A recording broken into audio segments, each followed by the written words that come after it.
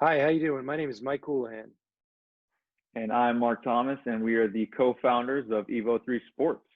So tonight, we actually talk about winning numbers in all four major aspects of the game and how we break that down. And then we also started to take a look at scouting, from the time that we're getting film all the way through even post-match and reflecting on that. And so we really hope that you enjoy the conversation that we had. Through watching this, again, this is a two-parter. So just try to look at what Mark talked about, that cycle and how it starts to how it finishes, because it really does reflect a lot about our company. But we hope you enjoy this part one.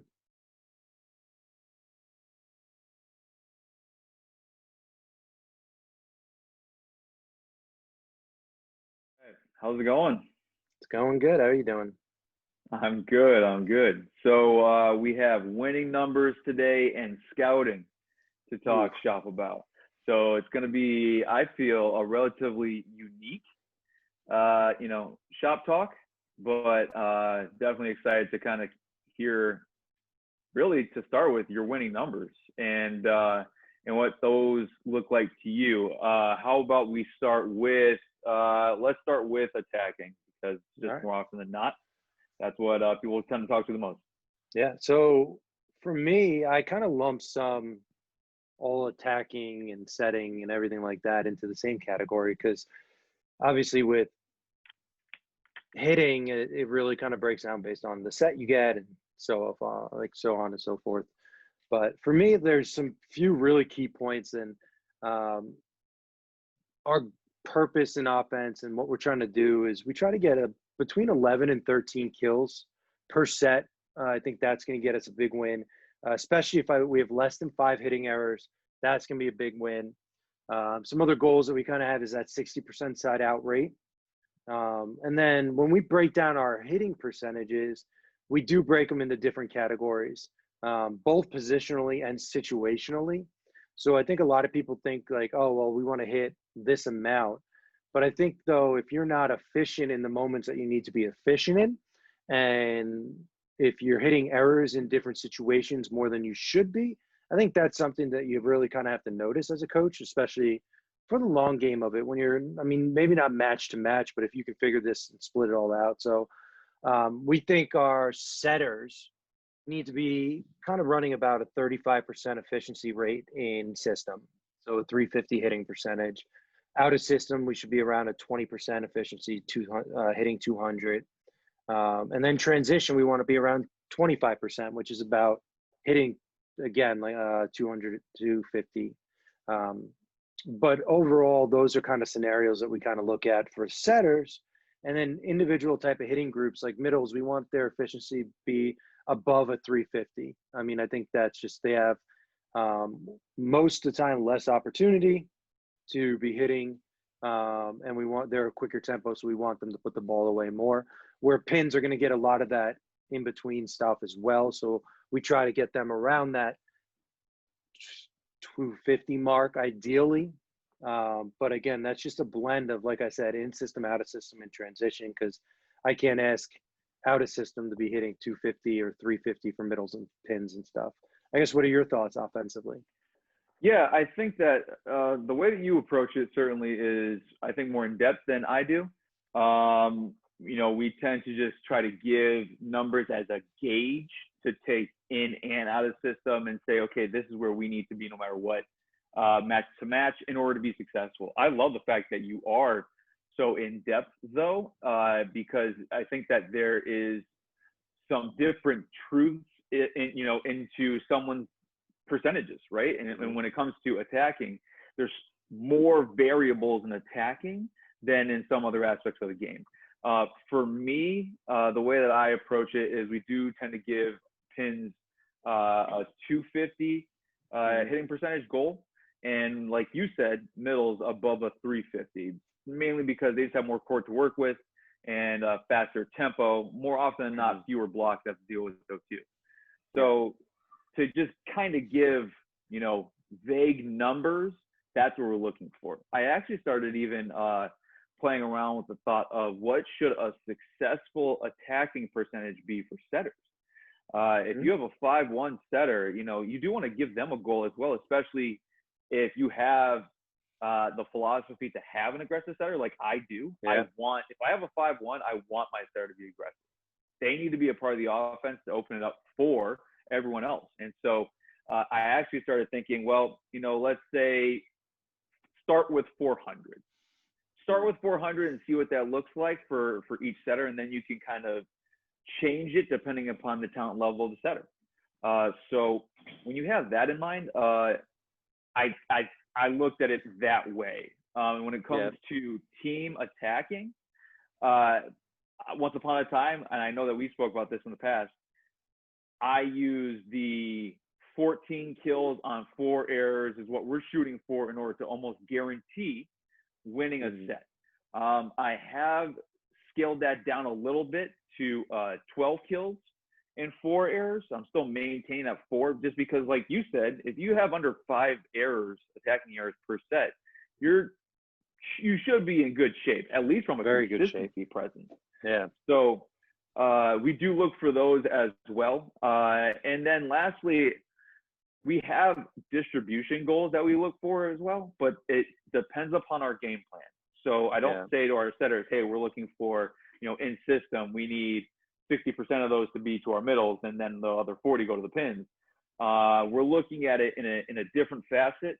But I mean, overall, it's more so, okay, well, if we're saying that we need to establish the middles and that's part of our game plan, let's look at what those distribution numbers look like. Are we actually trying to execute the game plan, or are we losing sight of what's going to help us win? Yeah. Yeah, I mean, that's interesting too, because obviously, yeah, when we get to scouting and looking at that type of stuff, we're going to have to kind of evaluate some of these stuff and how statistics are going to change based off of what you're trying to do for that match. And that's something that's pretty interesting because obviously, if you have a set goal for middles, but you're almost force feeding middles, obviously that hitting percentage is by nature, unless you're dominating, is going to be driven down a little bit. Yeah. So, makes it so if you want to look now, let's look at the opposite side of the ball. Defensively, what type of kind of goals and stuff do you have that you kind of look at? Well, for me, I look at it again almost in the first line of defense and then your second line. So from a first line perspective, blocking, we are looking for a 1.1 block per set Okay. goal more often than not. Where that puts us, if it was from like a Division 3 perspective, is within the top 25 Yeah. in the country. It is a solid. If you can have a little over a block per set, you're in really good shape. So I do look for that in order to have stops, but also make sure that they are fulfilling their goal and protecting the front line. Hmm. I have also started to look into block touch percentages because part of my philosophy is that the block is actually that Hmm. first line of defense. They have to be touching the ball. It doesn't necessarily have to be stuff blocks, but we do need to be getting slowdowns in Yeah. order to establish a good presence up there. Otherwise, we're just relying on our back row and that's it. So I want to start with, and I'm really going to be testing this out this year to see what this looks like. I'd like to start with a 10% block touch percentage. So, think of it, 1 out of every 10 attacks, we're trying to get a slow touch on the ball, essentially. Hmm. So if we can do that, along with 1.1 block per set, I mean, we're in incredible shape. Yeah. In the past few years, I've been trying to scale and see, with the program that I was with before, and we were tracking it. Last year, we had a 9% block touch percentage. The year before that, we had about a 7.8 block touch percentage. So we're going to try 10. We're going to see how it goes and see if that's a good goal for us. That's good. I mean, yeah, and obviously, again, think that really reflects again the difference that we have within philosophy, and um, so I do look at block touches. However, I kind of look at them a little differently. I look for positive touches versus negative touches. So really, we only kind of dive into that blocking aspect with we do aim for an average kind of block rate. It's different every kind of year, but the main thing that we look for in terms of the positive touch and negative is we want 5 good touches for every 3 times that you get tooled. So again, Okay. it's not, so it could happen at a 10% rate. It could happen at a different rate. But for us, it's again, for every 3 tools you get, we need to see at least 5 positive touches, or none in that point in terms of no tools, no kind of positive touches. It's just how the game kind of plays out. And that's something that is obviously going to have to play out more matches rather than a singular match. But for us, we put a lot of emphasis more actually on the defensive side of the ball. So Right. our goal and idea is to put 14 to 15 digs per set. That's a huge part. And holding our opponent's side out percentage to about 40%. So obviously with side out, typically the team that's receiving has a better opportunity to score mostly. So if we can hold that below 50%, we're happy campers. And again, 14 to 15 For sure. digs per set is ideal for us. And then what we do, again, we want to break down things based on the position. So our liberos, we do expect to have dig percentages of about 70% of the balls that are hit in their defensive areas. So obviously 7 out of 10 balls hit in their defensive areas, we're looking for them to dig. Right. And then our other backcourt players, whether they're setters, outsides, opposites, I mean, whoever is not at pretty much a libero DS, we're looking at 55% potentially. We want 11 out of 20 balls be dug because, again, I just think obviously libero's there for that sole purpose, and they should be one of your better defensive players mostly. But again, so we do break down in that, but we do more emphasize typically those digging percentages and more than block percentages. And again, I think it's just that philosophy thing that you and I differ on. Yeah, for sure. I think that, and then going back to the other side of it, for me, excuse me, I look at it more so as a team, dig percentage wise, we're looking for 60%. Okay. I like the fact that you have more of an emphasis on your libero. That makes complete sense. I have more of an emphasis on my libero with our pass rating in comparison to our DSs. Yep. Just across the board, I think that if everyone is passing above 60%, and I would hope that my libero has the highest digging percentage out of anyone, that's what we're looking for as a team goal in the back row. But I certainly see, again, when you have that emphasis of your back row so much more than your block, you're going to have those type of differences in your schemes, but also in the numbers that that you consider successful too. So yeah. I mean, if you want to talk passing wise too, obviously we are similar in that sense. What we really want at an absolute minimum is passing at 2.0, which is for us is really has to be a minimum. So we kind of break it down again to our goal is to be in system 70% of the time. So that's over a 2.0. We want to make sure we can be in system again to fuel the other parts of the game, fuel the offensive systems, fuel hitting percentage battles, things of that nature. But again, when we break it down, our goal, again, we talk goal very loosely because, I mean, obviously there's a lot of different flexibility with this, which we'll kind of get into. But liberos, our goal is 3 out of 4 passes to be a 3, to that 3 range, which is, again, a much higher pace than we normally get. But that's about a 75% rate. Where pin hitters are secondary passers, we're looking more at a kind of 2 out of every 3 ball type of deal, 66, 67%, where they are getting those type of plays. So we do kind of match them up that way. And again, because we do emphasize that serving and passing game very high, they are going to be pretty high numbers for us. And I know you kind of briefly touched on it, but do you have any other passing kind of goals? Any other thoughts on that? Yeah, I think that we have a lot of similarities. For me, we, just like I said before, we scale our passing depending upon the position, right? So for our pins, I look for a 2.0. If we're passing at a 2.0, that I feel like we're in pretty good shape. I actually also have a pretty strong emphasis on middle, passing above a 2.0 as well. I Yeah. know that maybe some coaches don't consider it, but to me, it's a big deal because that's Yeah. going to make or break whether I trust the middle to take that ball and this is the right thing for us to do, or all right, we're losing points Yeah. because they are consistently serving her, right?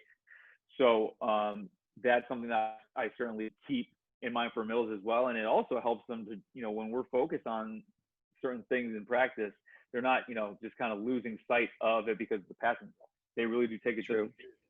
through that Yeah. method. So my DSs, I do like passing at least a 2-1. Try to give them that goal. You have higher expectations in serve receive than pins do.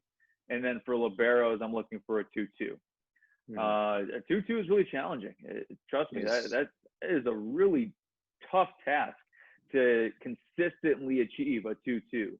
Mhm. But depending upon the role, you have a difference in your number. And so that's how I've always looked at it from a service perspective Yeah. to see whether we're winning or losing the serve and pass game. Yeah. Yeah, I agree. And then serving wise is very similar too. And I think um, the numbers that I kind of are going to kind of emphasize here will reflect highly how aggressive that we try to serve at. And one of the main things that we talk about is we want a two ace to one error kind of ratio. And again, just so that's emphasized, like we're not saying that one out or two out of every three ball needs to be an ace. We're saying though, for every error that you do commit, we want to see two aces because again, we're kind of like that kind of go at it type of system that we like, and that's where we do it serving wise. Um, Jump floaters, we want to aim them at a 90% um, kind of in rate, 9 out of 10. We want to make sure that they are kind of again going at them. And again, our goal in this mostly is about keeping the other team out of system, which again we want that OOS play to be at least 45%.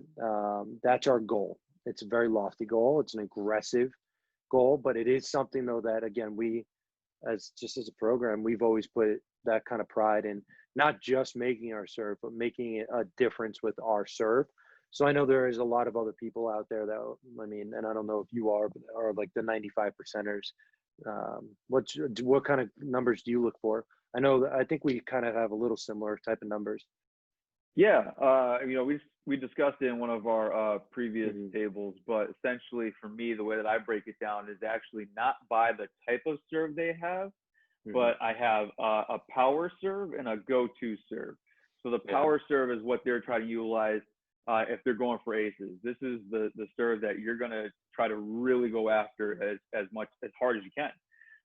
That has an 80%, yeah, 80% in rating for us. And then go-to serves, whatever that is for you that consistently, I can get this in, but it's also challenging to get them out of system. We expect that at 90% Hmm. in rating for that. You said 40% out of system is a lofty goal, is a high goal. That's the same actually. That's actually the same percentage Yeah. that we utilize too.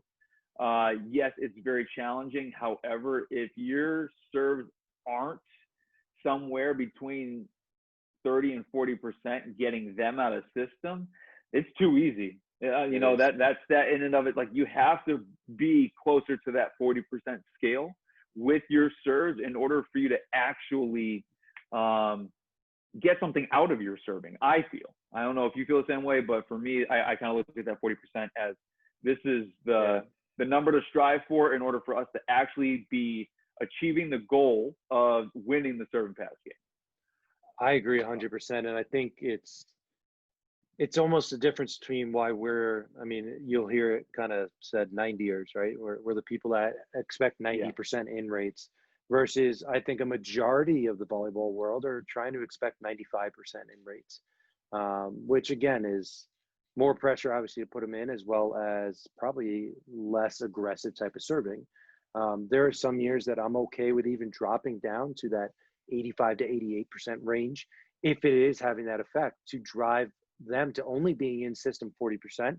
And Right. those missed points, will be well worth playing them out of system 60% of the time. And I think that's really what it boils down to. And I know we've talked about this before, and I know that philosophy wise, you also want to know that there's a cautionary tale to these numbers in a sense. Like, um, obviously, go ahead. You kind of take that part. Yeah. So, I mean, for me, when it comes down to winning numbers, Mm-hmm.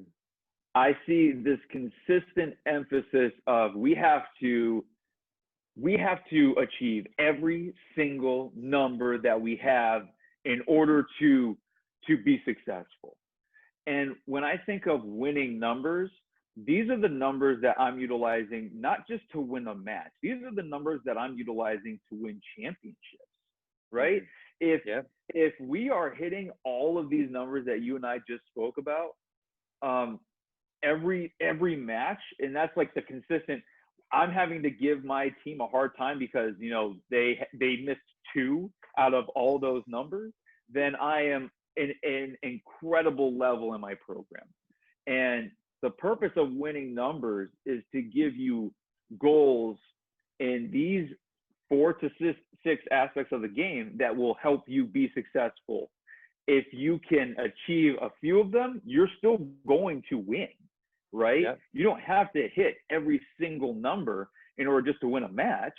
You might have to, in the final four, in a national Yeah. championship, 100%. But when it comes to winning numbers, one thing I constantly try to, when it comes to mentoring other coaches, I am consistently telling them, hey, you did phenomenal. Way past, for example, it could be your offensive goal today. Mm-hmm. Your defensive goal, hey, you didn't hit that. But your offensive goal helped you to win this match. Mm-hmm. You should be really happy about that. And a lot of coaches will go back and look at those numbers and say, wow, our defense was absolutely terrible today. Like, we need to really step that up. Well, yeah, duh. Of course, you have to step that up. Your team Yeah. knows that. But there are positives in attaining a few winning numbers and not necessarily all of them. I don't know if I just feel about, that way. How about you? No, I mean, so I agree. These are long-term type of deals. These are not match to match. I can't expect all my pins to be above certain points match to match. I mean, because everything's different. So for us, our I kind of structure these in our handbook a little different than I know we talked about prior to this. So like this is four sections for me. It's offense, defense, serving, and passing. And the way I see it is you're going to compete to win if you are hitting numbers in either serving and passing, right? And Okay. as well as so serving or passing and one of the numbers in offense or defense, right? If Yeah. you're hitting Yep. those in those categories, you're going to have an opportunity to win. If you're hitting three of the four categories, you're most likely going to win. And if you're going 4 for 4, then it's probably not a quick three setter. That's kind of how Exactly. we talk about it. And if you're going 1 out of 4, you're probably in a position to lose if Right. you're losing. And that's how we really kind of think about that. And that's why they're sectioned off in 4 categories on those type of reasonings. But when I'm looking at it on the sideline, winning numbers really don't come into play. As I have talked about earlier in earlier videos and sessions, is that for us, I'm a huge, huge proponent of higher hitting percentage is going to win. And everything that we've talked about plays into hitting percentage. Whether you're putting teams in system or out of system, you're putting yourself in system, out of system. Whether you're digging more or hitting and getting kills more, you're going to lower one hitting percentage or hopefully raise another. And hopefully you're raising your own.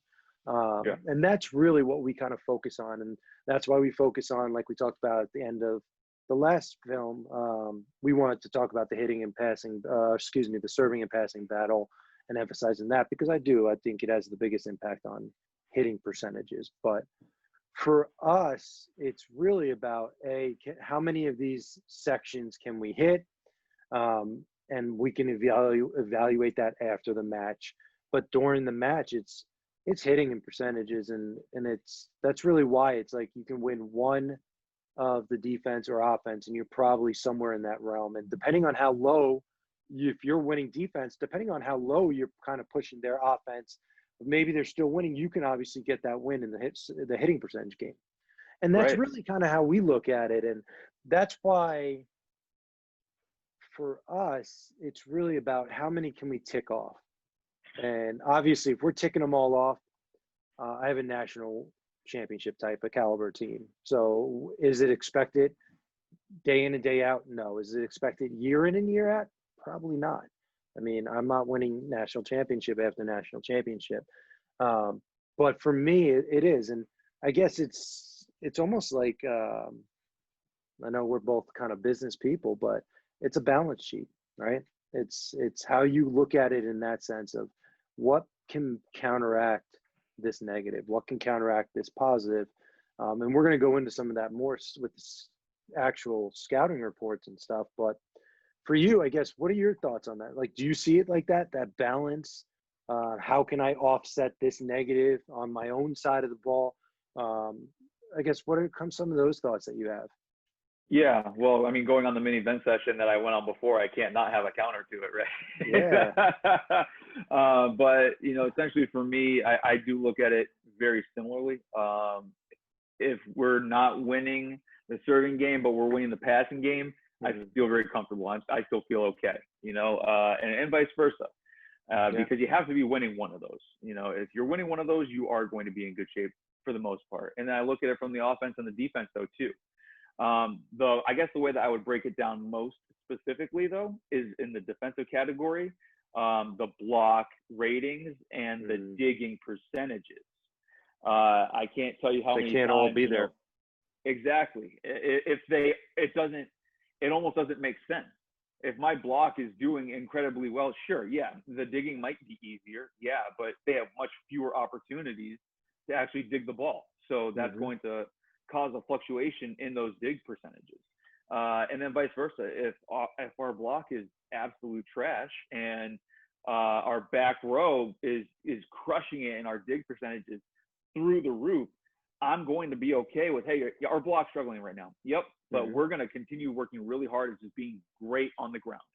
And then we can probably change maybe our defensive system so that way we're feeding more balls to the back row than we are Mhm. necessarily trying to put a block in their face. Yeah. So there's certainly multiple ways that I look at it. It really just comes down to, all right, we're struggling in this aspect, but are we doing great in another aspect? And how can we utilize that to our strength? Yeah. What about you? So yeah, and for me, this is ultra important, and this is something that as coaches we'll go through every single year as the year develops, match by match as it's coming up. It's always based off of something. So for instance, some years you can have lower defensive numbers if your offensive numbers are higher, right? Or you can have poor blocking if your defensive numbers are.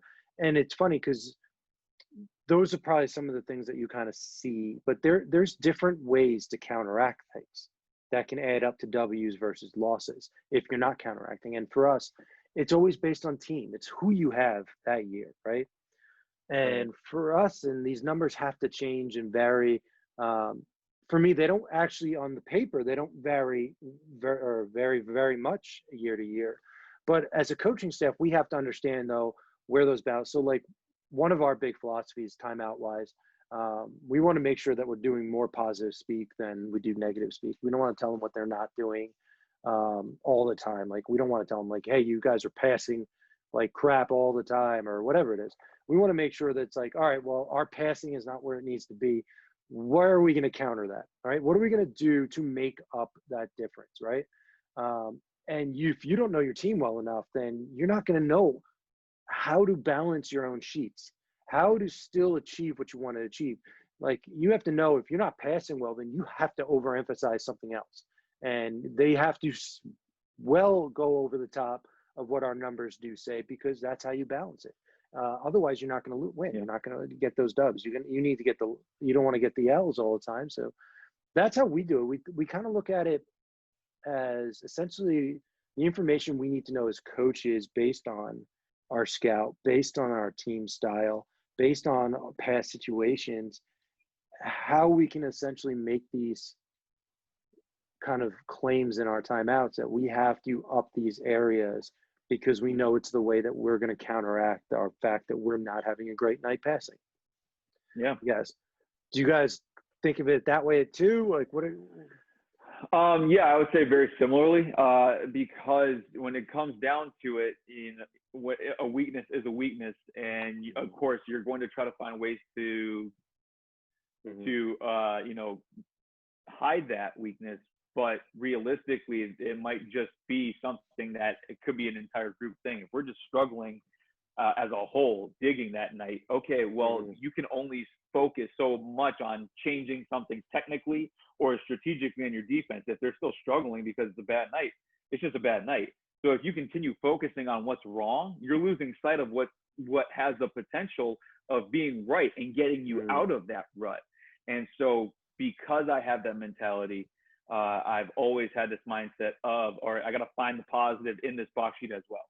It's very challenging to get that across. Don't get me wrong. All of us as coaches look at a box score, and the first thing that you can see sometimes might be a negative number, but you do strive to find the positives, so that way at times if you have to utilize a sandwich method, have a positive. All right, this is the nitty gritty. This is what's wrong. I need to talk with you about this, but like you said, depending upon your program and how well you know them, they might need that positive before that negative. You just got to know your team well enough to get that information across. But at the same time, I feel that if you spend all of this time on what's going wrong situationally on your team, you possibly lose sight of how you can be, dismantling their team to cause more issues with them. Yeah. And I agree. And I think too, and again, like I want to kind of re-emphasize your cautionary tale. These are national championship caliber numbers on a daily basis. Right. Otherwise, and like we've kind of mentioned here, it kind of goes into that, almost bridges into scouting a little bit, but before you can really get into scouting, before you can get into in-match changes, before you can get into in-match adjustments and things of that nature, you have to know your team, right? And it all goes to, like I said, I don't change these numbers.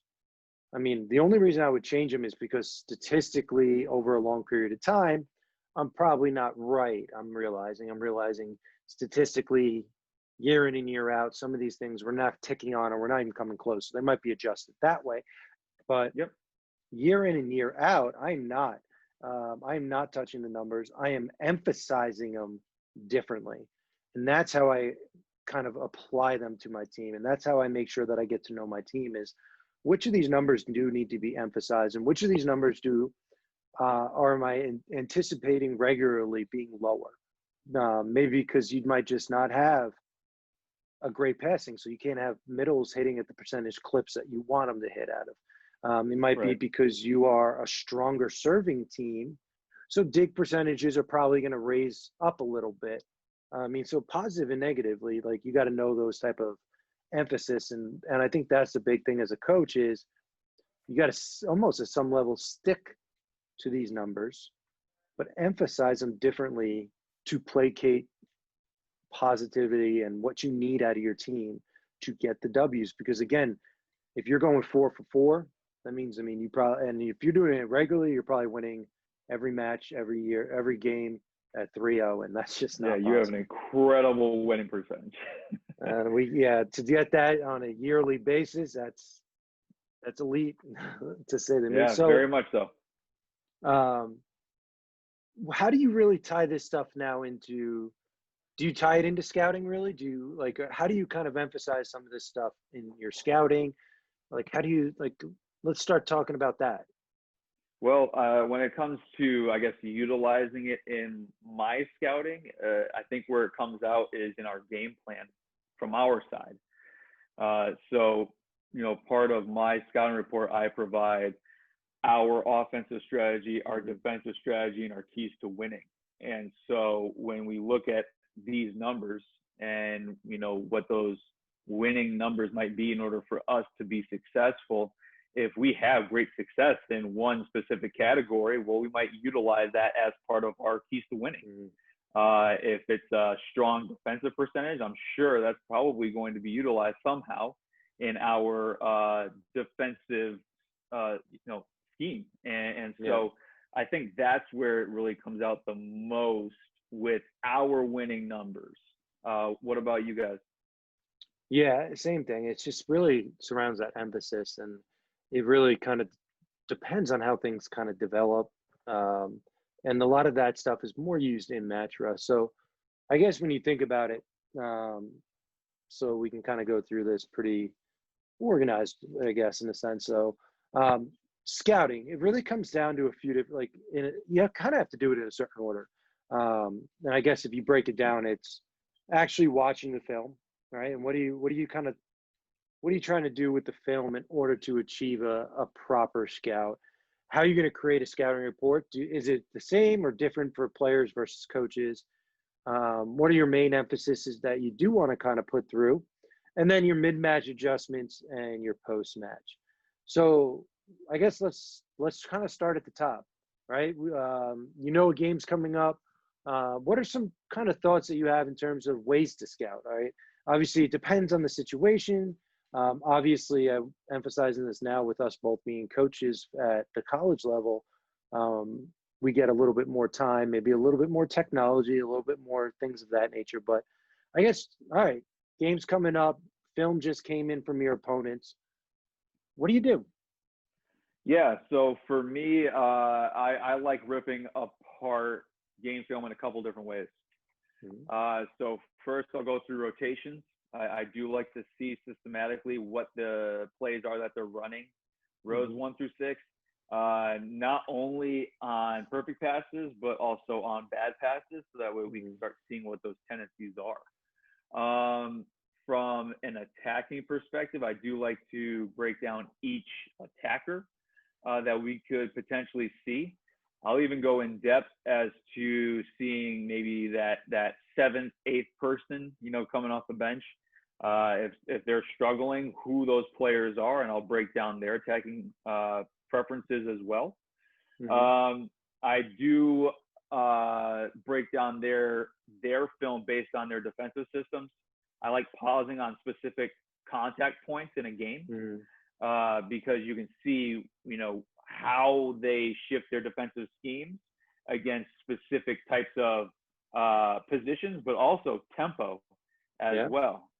I really do like to break apart opponents to see how they react to either a high tempo offense or a very quick tempo offense. Might help us dictate the type of gameplay that we have. Yeah. Um, I will break apart, not break apart. I'll break down servers. I like to see tendencies. I like to see where they like to serve to, and really maybe how challenging that serve is or how fast it is. Just gives myself, but also gives our team a solid idea as to what they can expect from our opponent at the end line. Mhm. Um, I think that'd be most of it as a whole. And then I do like to see live gameplay, especially to see if a team's struggling when they come out of timeout, what they like to do, but also how they're reacting when they're up, maybe 3 or 4 points, Mhm. and then they have a timeout and see what they're doing as well. Yeah. So yeah, I'm very similar in aspects. So like we're very fortunate enough like to have a system like Huddle, where they're going to Yeah. game break down film for us, or I know you're used to volley metrics, things of that nature. But for me, obviously, we'll submit the match. It'll take 24 hours. So during that first 24 hours, I like to just, like you said, kind of watch it live, right?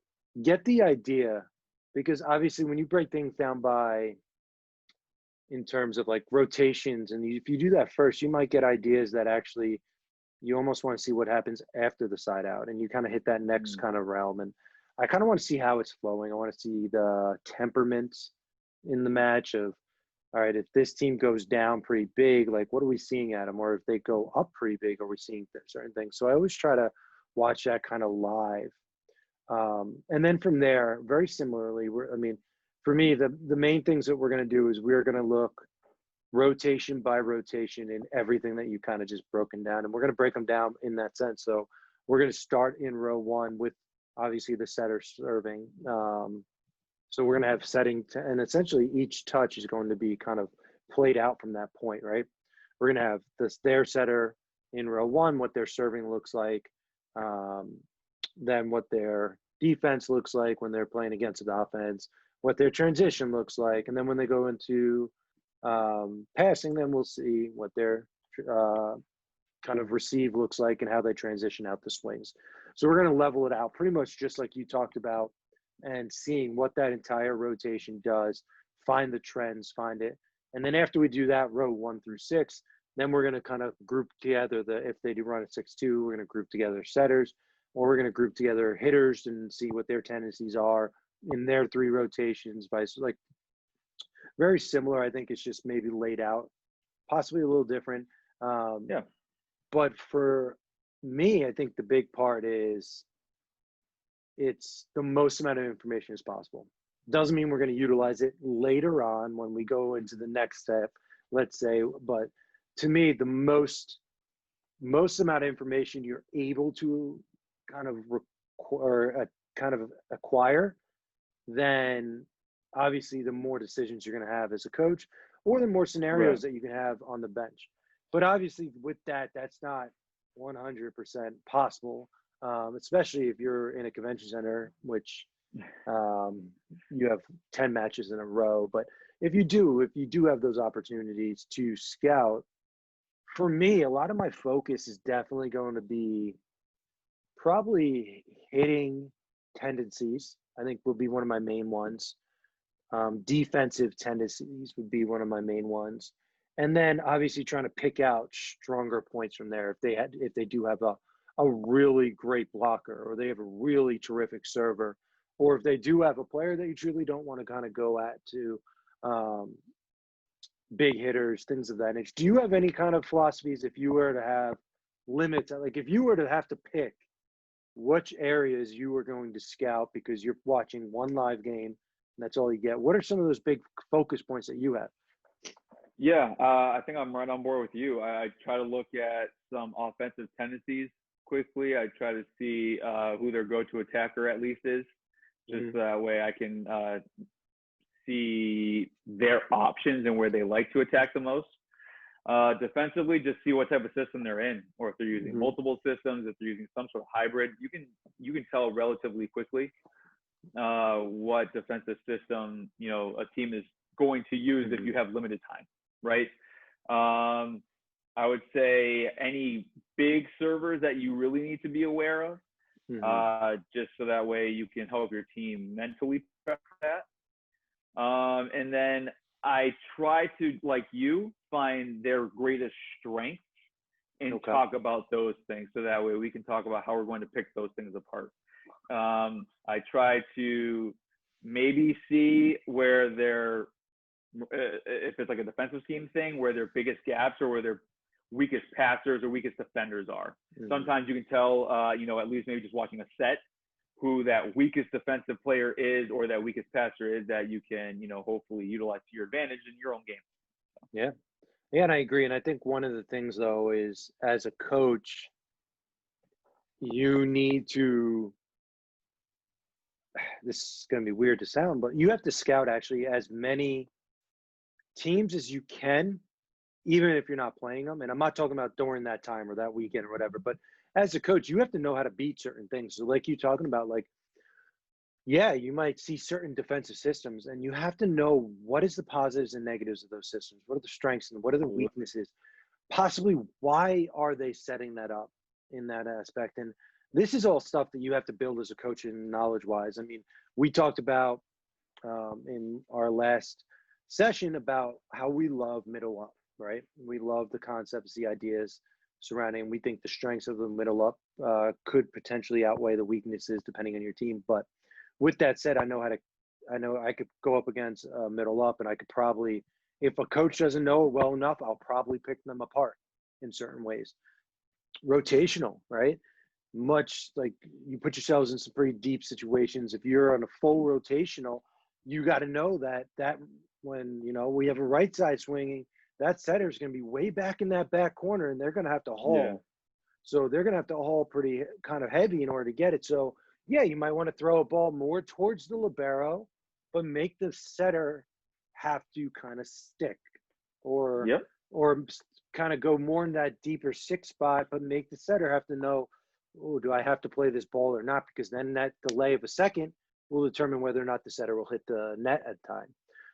Perimeter wise, you got to know that again, your pins are very crunched up on the other team. So if they're going to want to run tempo on you, they're going to be hauling or they're going to be coming inside and making moves inside for two balls and stacks and things of that nature. So it really, as a coach, you have to try to figure out why, and that way when you're watching the film, like, all right, I know these are obviously things that can kind of counteract these, but is there strengths that they're playing with going towards these defenses, or is it that they maybe haven't seen these type of scenarios against them, and you have to be the one that shows them why it is a weakness in there, or kind of be able to play. Do you kind of agree with that, or do you see that on any other level other than defensively? Like, what are some of your kind of thoughts on that? No, more I wholeheartedly agree. I think that as coaches, we can get incredibly caught up in trying to pick apart our opponents, but not spend just as much time, if not more time, utilizing that information and now saying, okay, well, here's the actual plan as to how we're going to counter that and how we're going to dismantle that. There's 6 people on a court. They can only cover so much ground. Yeah. And so there's going to be flaws in every defensive system. And so it's really a matter of spending that time being great on your side and preparing your team to be able to utilize a variety of different ways of dismantling teams. That's I think it's another reason why I, as a coach, spend so much time training our athletes in so many different offensive and defensive systems. It's not just so that way we can flip to something else. It's so that way they know exactly what they have to do in order to execute this game plan that we know for a fact is going to dismantle that game plan. Does that make sense? Yeah, 100%. I mean, if you're practicing certain defenses and you have a competitive team, or you as a coach are trying to exploit those areas of those defenses, then they're going to know it too. They're going to know the purpose of why you're asking them to do something, as well as you're going to know what plays to run. And it's funny because we talk about it in our practices in terms of like, we do run tempo on the outsides as much as possible. So we have a lot of late type of blocking, right? Our middles don't close as much because we're running it in practice. And then we almost have to sometimes, depending on matches, have to slow our block down in order to adjust. But with that said, when we come up against a high tempo team, it's no, you practice this, right? You've done it before. That there's going to be seams. As hitters, you got to find those seams and be able to practice hitting those seams. Or vice versa, if you're running a little slower offense, you got to know that maybe going 4s over the top as a setter, maybe I throw in a rip ball, have them come inside and try to have the blocker overplay. And again, as a coach, you have to kind of know this stuff. And then on the other side of it is, if we are talking convention center kind of recruiting, if you already know how to beat every defense for the most part, then you can move on, essentially, right? Yeah. You can not utilize that time that you need in order to kind of pick apart that part of the game. You can just move on to the next part and get more information based off of it, and then test your theories within the first 5 points of the match of saying, all right, well, let's see if this works. 5 points, you shove it somewhere, and then it's like, all right, it is a weakness. It is what we know it to be. So I guess do you kind of, is there anything else that you kind of put emphasis on knowing prior to? No, I think that the way that you and I have broken that down, I think has covered most of it in regards to what it is that I would be looking for, whether it be I have game film in hand or I'm doing something, very quick. We've both been there where even at the collegiate level, if it's a tri match and we're trying to scout something quickly, or first match. What is that key? Exactly. What is that key information that we need to get to our team? So I think that we pretty much have covered everything that I would do. So, yeah. So now let's talk. All right. So you have an abundance of information. Now we're going to move on, right? So we've watched the match live. We have an abundance of information. Obviously, abundance of information does not provide you scouts, because if you are scouting your kid on every situation possible, then you really don't have a game plan. You have an all-out kind of plan, and it's going to be impossible. And but now, all right, what are some things, like what are philosophies now you have? You have all this information. How do you then take that information, throw it through the funnel, and funnel out a game plan that might be for you as a coach, first level, and then let's say after that, then how do we narrow it down for the second level? What kind of things do you kind of look for? I think from a philosophical perspective, right away, I would say that I always have.